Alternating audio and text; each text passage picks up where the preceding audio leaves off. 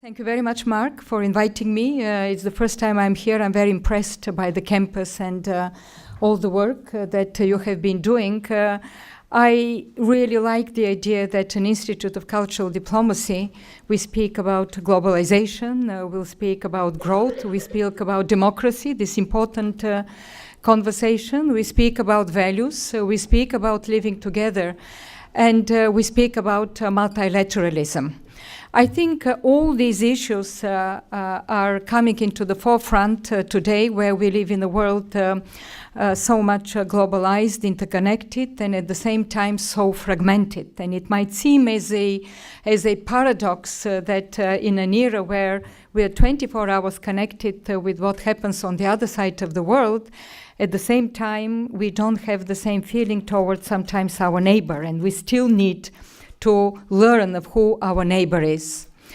Speaking about the challenges of globalization, of course, I would come to the idea of the founder of the World Economic Forum, Klaus Schwab, who 2 years ago presented his book about the Fourth Industrial Revolution, and now it is very much debated with the advancement of new technologies, of artificial intelligence, and of what it brings to societies. So on one side we have enormous opportunities, and here I think I would like to say that I myself was surprised when I heard these very interesting findings of the Stockholm Institute of Strategic Studies, when it said that in terms of conflict we have less conflict in the world in the history of humanity.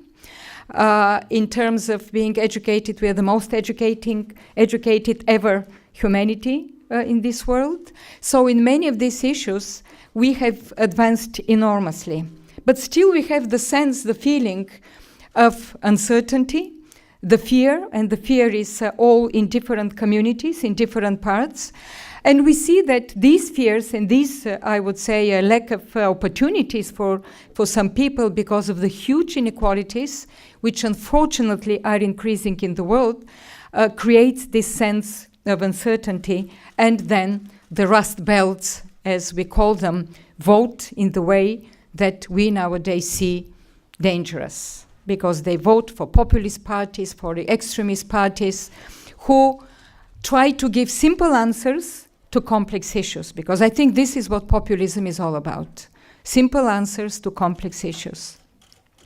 And this is where I believe the role of multilateralism, the role of the United Nations, and you will of course excuse me for being partial. 8 years I have been as Director General of UNESCO, and I have participated in all of these important debates and meetings, and thank you very much, Mr. President, Plevnilev, my President, for saying such kind words towards me. Multilateralism is under pressure, and I would say that not just under pressure, but we have seen in many of the occasions it has been bypassed by different coalitions, by different countries taking either bilateral approach or other approach towards solving these issues. But we know that there is no other framework in the world today when we have common challenges which do not know borders, physical borders, being climate change, loss of biodiversity, nowadays refugees, migrations, economic development, trade, that we just are bound, we are condemned to work together. There is no other way than sitting on the table and discussing these issues. Even the most complex and the most threatening issues at the end of the day have to be solved on the table in the 21st century. And I say in the 21st century because sometimes looking at developments, I'm asking myself whether we are on the 21st century or somewhere in the 15th, 16th century, when we see the revival of all the attempts to revive all the empires with all the I would say, different kind of ambitions that translate into some concrete policy decisions. And in these turbulent times, in these times of constant change, I think we still have to have some important guidelines, and what President Plevnilev just said a plan? Do we have a plan and how to react? And I think we have a plan.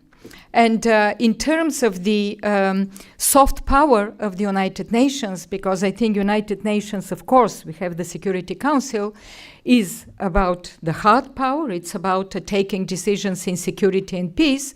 But nowadays, peace is also meant to be achieved by the soft power, because you may go somewhere and introduce troops. And we see in the Sahara, sub-Saharan Africa, we see in the Sahel, with the fight against extremism that took over Mali, and then they destroyed the mausoleums and monuments, and they occupied a big part of it, and they still, unfortunately, are around Lake Chad, and we know Boko Haram is over there. But we know that only military measures are not sufficient nowadays in order to solve these problems on the long-term basis.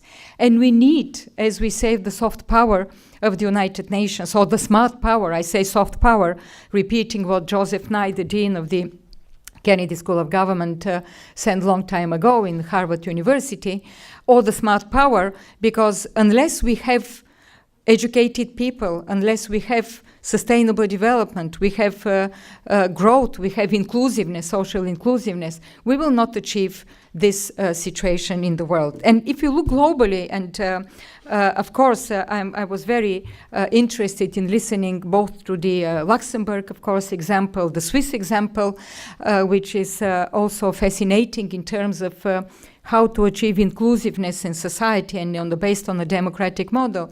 We still have to know that in the world nowadays, we have 4 billion people that do not have access to internet.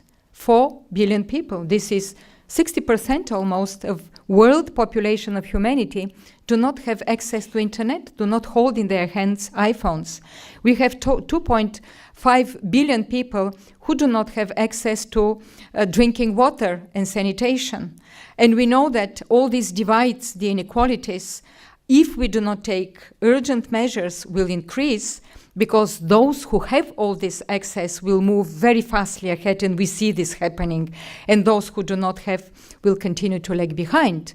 And in a globalized world, we are all concerned, because we cannot close the borders. You may build a wall, try to build a wall, but you may stop, for a certain, but we are living really in a globalized world. And then climate change do not know that this is the physical border of one country and the another. If there is a tsunami, it will hit you.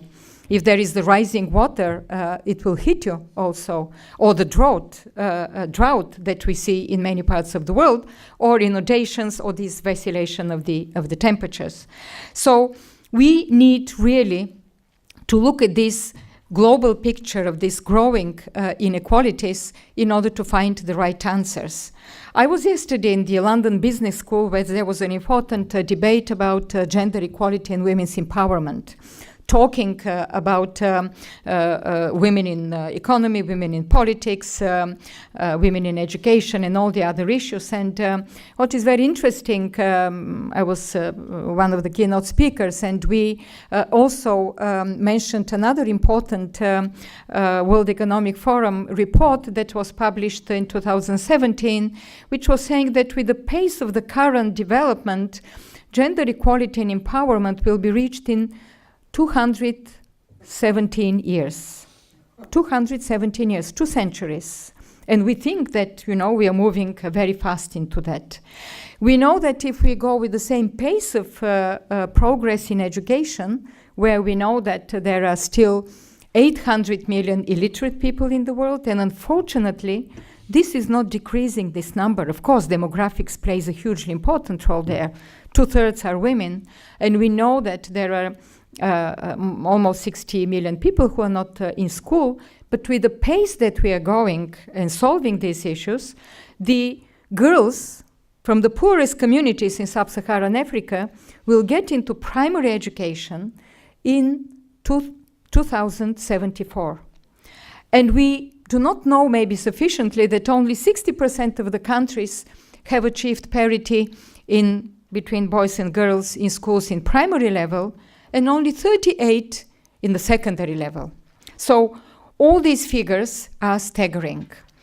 And in Europe, because we also speak a lot about Europe, there was an interesting report which was commissioned about literacy in Europe, commissioned by the European Commission and led by Princess Laurentien from the Netherlands, whom I know very well. She's a special envoy of UNESCO for literacy, found out that illiteracy in Europe is growing. And I'm speaking about Europe, and I'm not speaking only about refugees or migrants. So I think my point is that we really have to go very deep into analyzing and knowing what is happening in this global stage in order to find the right answers. But speaking about the Sustainable Development Goals, because I really believe that we have to take very seriously this enormous effort of the United Nations and to look at the sustainability of all the development efforts. Now, we have a plan. Of course, there are many arguments whether this is too ambitious, whether it is realistic to achieve it by 2030. And to be frank, I personally think that this is not the main, should not be the main part of the debate. The main part of the debate is how to implement it and how to put it into national policies so that governments, because it's so comprehensive, it is so deeply rooted into the ownership of the governments. It is unlike the Millennium Development Goals, which was kind of imposed on governments. Now, it is a plan that has been elaborated by a very long process of consultations with the civil society, with the businesses, with the governments, academia. So we have this plan. And I would like, from that point of view, to concentrate on two aspects. First is about education, and I know that yesterday Gordon Brown has spoken about it as a special envoy of the Secretary General for Education. We have worked very, very closely with Gordon Brown because UNESCO is the lead agency for education. And the second, I would like to touch upon culture and development, culture and peace, culture and conflict, and why heritage matters in this so diverse world. Now, a few words about education. If you look back into history, I mean, for this audience, maybe we think that it is so natural that education should be part of a development and system. We all believe that education is the foundation of human development. But we tend to forget that it has not always been like that. Even in the first report of the former Prime Minister of Norway, Gro Harlem Brundtland, in those years about sustainable development, it was focused, of course, on environment because this was the first kind of alert system that we have to look at in environment and what brings sustainability, also climate change. But there was hardly ever a talk about education. And it came only later that education was recognized that a driver of development and of equality and of a social inclusion and of a social mobility, because it was kind of accepted that there will be segments of society circle that will not have access to education, that education should not be invested so much in it. It was the business of usual type of thinking around education. And I think in the 90s and further on with the Millennium Development Goals and now very strongly with the goal number 4 in the Sustainable Development Goals, we have a comprehensive view of what education brings to a society. And when I have comprehensive view, we have to know that some education systems were built only around the idea that an education produces workers for the manufacturing, for the economy. And now we have really a very broad understanding about education. And we at UNESCO are trying to look at it indeed from a very different perspective. It is about education and social inclusiveness, of course, education about giving the empowerment of people, but education also as a driver of comprehensive development, education for sustainable development, education for climate change, education for human rights, cultural literacy, competencies in education while we live in a very diverse world. And we try to launch new concept, education in new technologies and education, of course, for the new economy, rising economy. But we tried also to launch a totally new concept, which is very much linked, I think, with the Institute of Cultural Diplomacy. This is about education for global citizenship. a concept that embraces all these different aspects of a quality education, a value of education, what kind of citizens we want to see in this world, which is full of opportunity but also of challenges. And I think it is very important because this is the bridge between education, between culture, between growing economy, inclusiveness, climate change. And we always emphasize, and I'm a deep believer into this, that unless when we look at the new sources of dynamism, every country, every economy is looking for new sources of dynamism. And we speak a lot about renewable energies. And I have always thought that the best renewable energy in the world is human talent. Because we have seen countries which do not have natural resources, like Japan or Korea, have grown to be the leaders in innovation and driving forces nowadays in the world, not because they have a lot of natural resources, but because they have invested in the human beings. And I think we have to come back to this. If these countries have done it, others can do it as well, even the countries that are lagging behind. So investing in education, in quality education, not just any education, because I have to tell you that with the poor quality of education, we have 250 million young people in this world who have statistics do not consider them to be literate because they have gone through formal education in their own countries, but because of the poor quality, they're functionally illiterate. So you pour money somewhere, but you don't get the results. So all these, I would say, complexities have made us put such a strong emphasis on education, which has been largely neglected, and you will be surprised that it has been neglected. Because for us it's obvious, but when you go and speak to some of the political leaders or others, or even some of the big foundations who invest in development, and you say education, they say, yes, but it is very complex.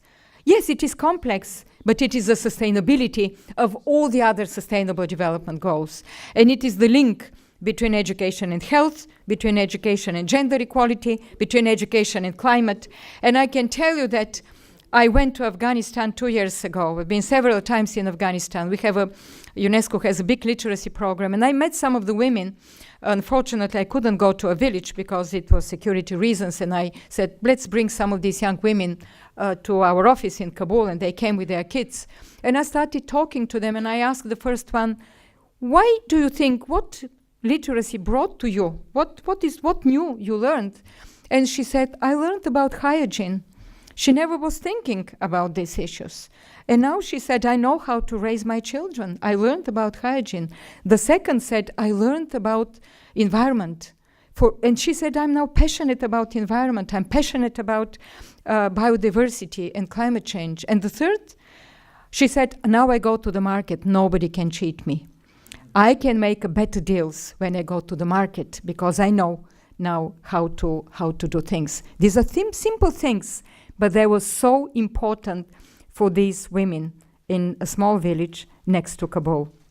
And now going to the other topic, because I think we are lagging behind schedule. Initially I thought of speaking more about culture and heritage issues that I know that the Institute of Cultural Diplomacy is so much invested in. During the preparation of all the work for the Sustainable Development Agenda, and this is something that is very dear to my heart, I have made a huge advocacy, and of course UNESCO, the organization that I was leading, to put culture within the thinking about the Sustainable Development Goals and about sustainability in general terms.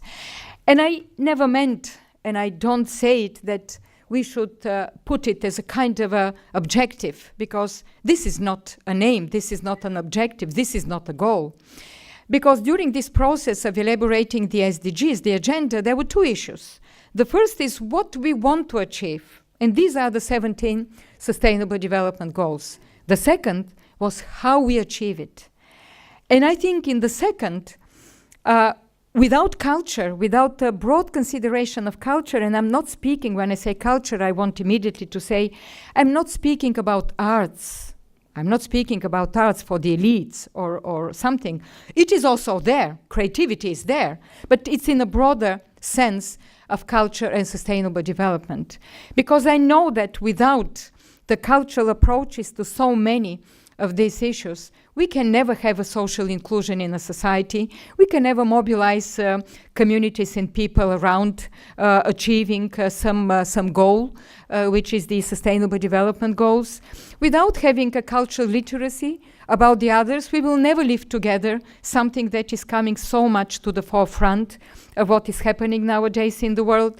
And I think that the advance of, unfortunately, and tragic of violent extremism and all the destruction of heritage in so many parts of the world. Of course, Mali, which is very dear to my heart, because there I went, this was probably one of the first large-scale destructions after the Bamiyan Buddhas were destroyed in the beginning of the year 2000, and I went with the French president just 1 week maybe after extremists were pushed away from Timbuktu, and we saw the destroyed mausoleums and the manuscripts they started burning them. Unfortunately, they burned something like 4,000, but there are many more manuscripts that were saved in a very clandestine manner. It's another story. Maybe one day it can be said also. But I saw the importance for the local people of the preservation of this heritage. And this was the place where I promised to rebuild. So 3 years ago, we rebuilt the mausoleums with the local masons, with the local traditional methods, and I went back to open it again. And this was probably one of the most moving experiences I had as a Director General of UNESCO, because not only they gave me the honorary citizen of Timbuktu, and you can imagine a Director General of UNESCO has many honorary titles, Doctor Honoris Causa, state awards, citizens, but I think this was probably some of the most dear to my hearts, because I had the feeling that I'm giving back the identity of these people. And this is so powerful, I think was so powerful example of why culture and heritage matters if you want to reconcile, if you want to move forward, if you want to fight these violent extreme ideologies, extremism, if you want to achieve peace, and if you want to rebuild the lives of communities and of the countries. And I can give many more examples around this. The other side of heritage protection, and of course we can speak a lot about why it matters for Syria, for Iraq, what happened in these countries with the destruction of heritage. But the other side of it, I think, is equally important. It is that culture, creativity, creative industries, as we call them nowadays, create jobs. This is a very dynamic sector of the economy of many countries. Here, tourism also falls. I know that now there is the Berlin Big Fair, tourist fair, and we know that more than 40% of all tourism in the world is cultural tourism. We know that this is also about visiting UNESCO heritage sites or other sites. It is about big festivals, cultural festivals. It is about a network that UNESCO launched, the Creative Cities Network that we launched, which nowadays embraces more than 150 cities in the world around the idea of creative city of design, creative city of literature, creative city of film industry, and so on and so forth, of gastronomy. And when I was entering here and I saw this photo here with President Grimson of Iceland, I remember when he came first to visit UNESCO and we had a talk. It was, I think, in 2013, Iceland, the first country that fell into turmoil with a very severe financial and economic crisis. You remember what the situation was there. And one of the first countries also to start moving and to overcome this economic crisis. And I said, Mr. President, how did you do it? I'm very interested to listen to you. How did you overcome this crisis? And he said, you may be surprised, but you will be pleased, very pleased to hear what I will tell you. We continued building our big convention and cultural house, the Harpa.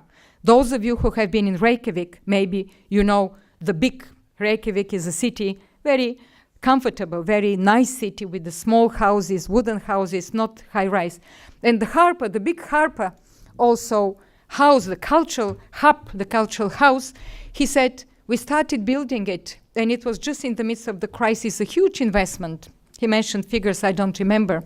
And he said, one of my first decisions was, we have to continue building it. There was a fierce debate. Where do we find the money? Why do we need this? Do we really need it? We have to focus on other things. And he said, I firmly believed that unless we do this, first we will create a space for exchange, for cultural, scientific, tourism conventions.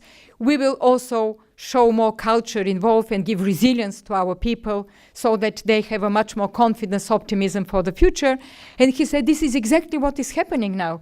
And when I went to Reykjavik and I saw it, and now they have festivals that attract tourists from Europe. They are going especially there. They have opera festivals, they have theater festivals, they have conventions.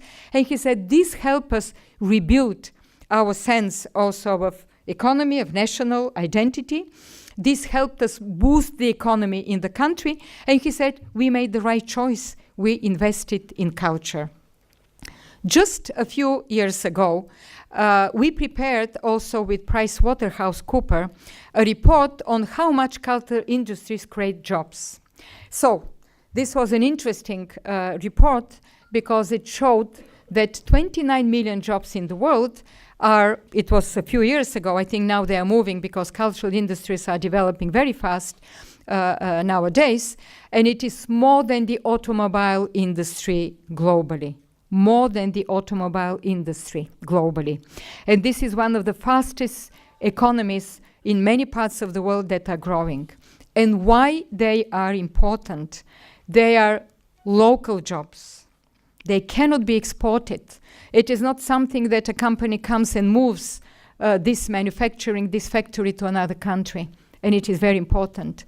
There are local jobs that are very often linked with their green jobs. Most of them nowadays become green jobs, so very much embedded into our strive for protecting biodiversity and climate change. In many of these cases, I would say in Europe increasingly, they employ women. This is particularly the case in the UK.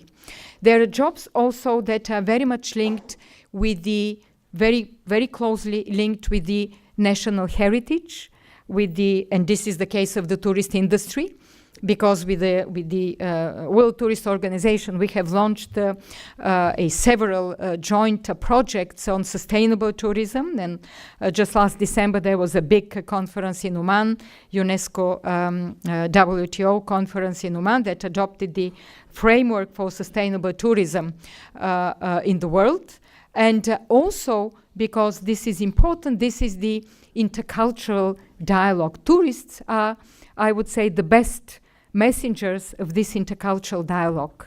And when you combine it with the knowledge of the heritage and the work that we have been doing, because the World Heritage sites, which are nowadays 1,073, I guess recently, this is actually the open book of the world history of diversity. And when you combine it also with the knowledge about the others and with the tourist industry, this is about the intercultural dialogue. What best way of learning about the others than going and visiting a temple, something that belongs to another religion, and you admire the same, with the same, I would say, enthusiasm and emotion, another religion or another culture, because it belongs to the whole humanity. And the overall idea of the World Heritage Convention is quite extraordinary, because the underlying reason and I would say criteria for inscribing a site on the World Heritage List is outstanding universal value. I think it's a great idea that still needs to be promoted, particularly nowadays when we live in these very turbulent times. So my point, and with this I would stop here, is that culture, heritage, development, it has such a multidimensional aspects. You cannot even achieve peace and security without putting an emphasis and caring about protecting of heritage and diversity. And this has been recognized last year for the first time, and I'm very proud because we have made an enormous advocacy around the world, and with the Security Council, there was for the first time adopted a resolution 2347, the only such resolution which is in its totality dedicated to the protection of heritage, fighting illicit trafficking, looting of antiquities, and its role with peace, security, and humanitarian aspects. And I think it's a breakthrough for the thinking in the United Nations and the multilateral system of why culture matters and why it is important nowadays for peace, security, but also for the sustainable development. And of course, around this, I believe, and I'm sure that the Institute of Cultural Diplomacy is working a lot in order to pass this very strong message in its work, because without having this sensitivity, without having this knowledge, without enlarging our understanding about peace and sustainable development and including into it the cultural, so to say, concerns, I don't think we will find the right answers neither to the issue of living together, nor to the issue of how to achieve growth and inclusion in a sustainable manner. Because I think we may achieve a lot of progress, but not sustainable. And the key word here in the Agenda 2030 is not just, we do something in health, in education, we protect environment, but we have to do it in a sustainable manner. And this is where culture plays a critically important role. So this was my message. Changed a little bit because I think it's a very interesting debate that we have this morning. Thank you.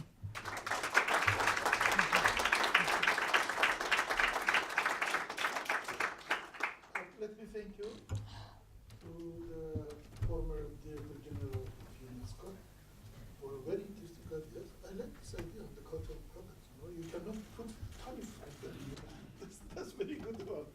We economists used to say that economic whole itself is a culture now. It's getting culture with the artificial intelligence. It's another thing. Before that was a difference between cultural life and economic life. They're getting to combine. Okay, thank you for that. Any questions, please? Please, sir. Yeah. Next. This is Dr. Abdul Majid from Bangladesh. First of all, I would like to express our sincere thanks and gratitude to the former DG Cultural UNESCO for helping our country in many ways. Only one point, it is also a comment, is that you know that we have a Sundarbans, a natural reserve and resource, but the business people, the industrialist people, for the development of, they are constructing a power plant just nearby their Sundarbans. Here, the economic development or the arts of economic development coming up by destroying a natural resource or something. So how do you think or look at it of this type of contradictory elements in this? Once we are saying that the natural resources should be reserved because it is very important for the development of mankind, everything, but at the same time, their business motives or in the name of economic development, the coal power plant is being established or constructed by our neighboring country and our government and etc. And all the social movement people, they are protesting it. Even we have applied to the UNESCO and other organizations just to give this support to this movement, that natural resources should not be, or the reserve should not be destroyed in the name of development. Well, I think I'm happy to see somebody from Bangladesh. I have visited several times, I think 3 times, and I know very well the Prime Minister, and it's a country that is growing, moving, with a lot of challenges, many climate change, of course, we know the story, and I have a lot of sympathy for the efforts of your government and the Prime Minister. I think it's really a question not just for Bangladesh, it's a question for very many developing countries, and this was the basis of the this was at the basis of the Paris Climate Agreement. There were many countries. The argument was that, you want to stop our development. You developed countries have already passed through this phase. Now you're developed and you want to stop our development. And definitely there was countries like India and others who gave their agreement one of the lasts to the Paris Climate Agreement. Now, and we see also now with the new President Plevneliev spoke also about the new trends into the American administration policy for that matter, but not only in countries. I think the answer to this is that investing in renewable energies is the best business for the future. And I think countries like California knows this, because California goes its own way now, right? In terms of climate change, and some other states also, because they decided to follow their own strategic policies.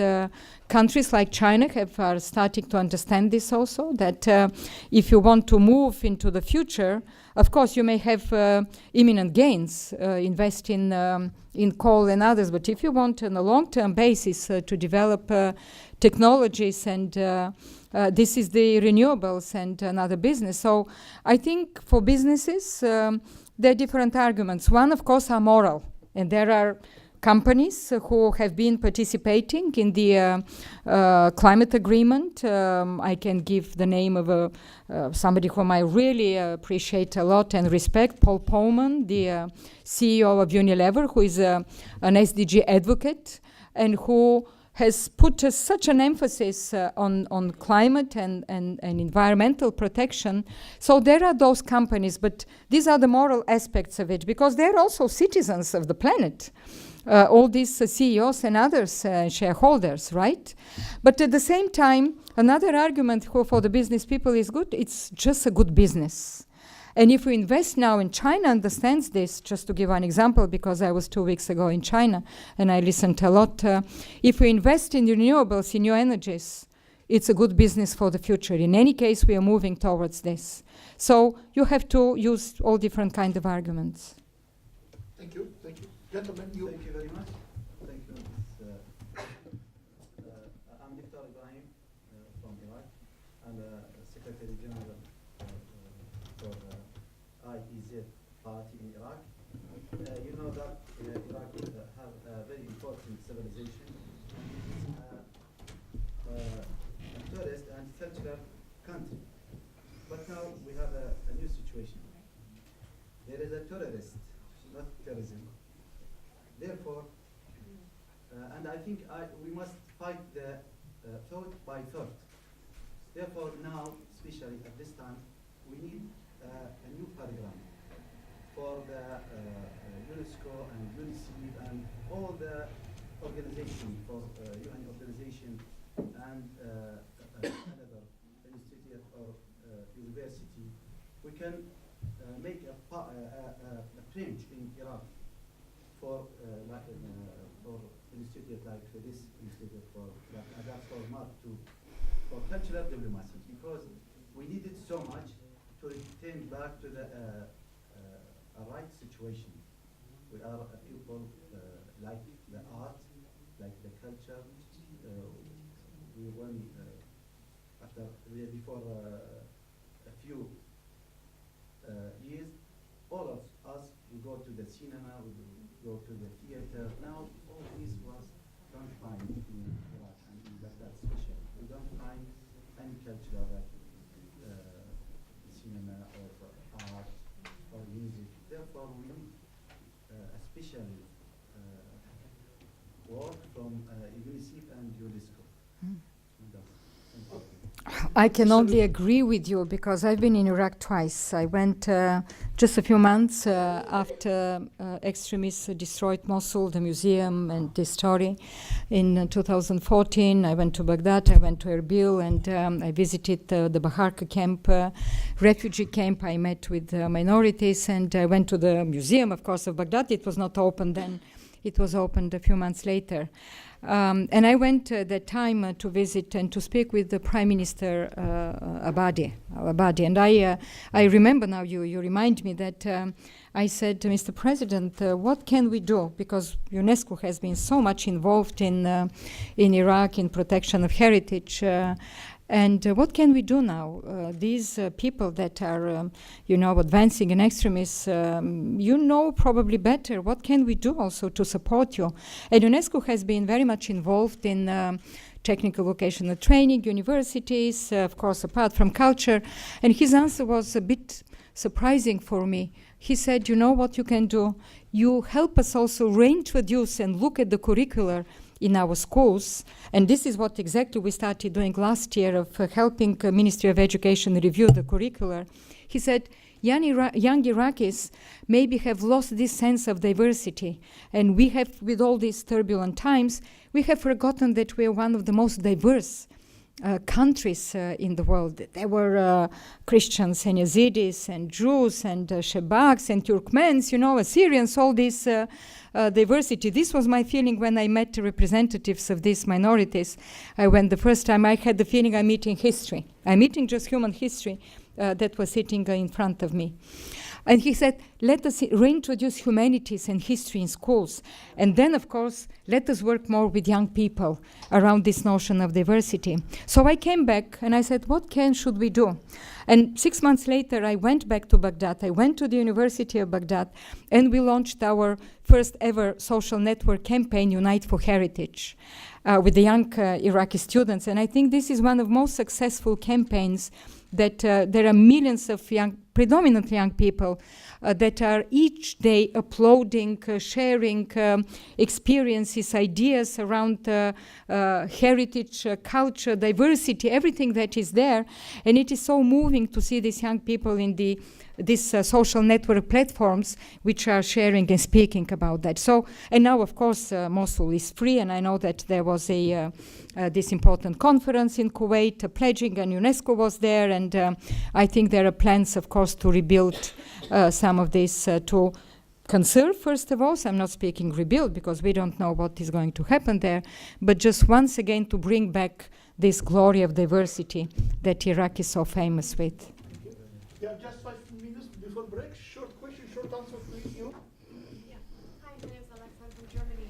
You mentioned the importance of intercultural dialogue, and many institutions and foreign ministries do the same and say intercultural communication, intercultural competence is very important. And there, at the same time, there just seems to be a lack of definition of what that means, as well as an overabundance of what people consider to be intercultural anything. And I just wanted to ask you if you think that this lack, as well as overabundance and confusion of definitions, could lead to a downgrading or lessening of importance in people's minds of this concept and this meaning of intercultural dialogue. Yeah. Well, I know that people put different meaning in intercultural dialogue. And I think that with the globalization, with everything that is happening, I don't think intercultural dialogue is sufficient to say nowadays what happens in multicultural societies. Let's put it this way. Previously, the understanding of intercultural dialogue was when, and the same, by the way, with the word tolerance, which I don't like so much. I mean, I like the word tolerance, of course, but I don't think it's very appropriate in many of these cases to use only this word, because previously what was? I mean, we had the national borders that protected, there were nation states, there, then there was somebody on the other side of the border or far with different religion, ethnicity and all this, and we dialogue with them and we say we are tolerant. Nowadays it's very different, because as I said, all this is blurred. There are natural movements, migration, natural movements of people. I'm not speaking about refugees, I'm not speaking about humanitarian things. It's just natural. People move, they go, they settle, they work in different places, so they take jobs. And then, of course, there are the refugees.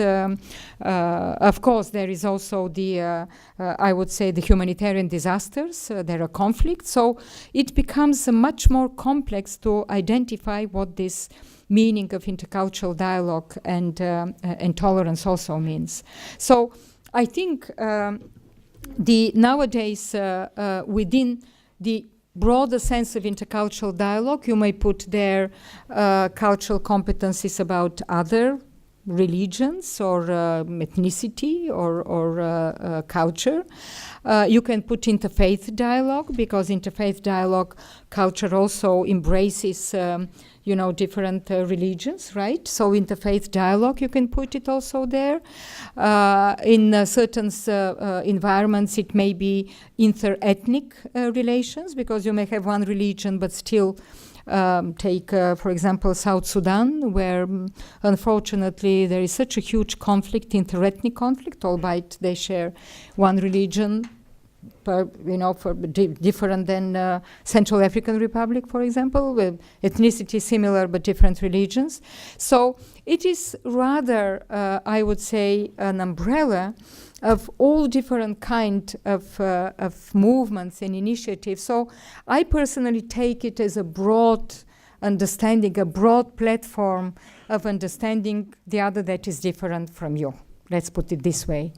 And I think that nowadays we need much more of this initiative and understanding, precisely because previously we need not do it. We didn't need this, but now we need it, because some of these people are our neighbors, and we need to understand and not to fear them.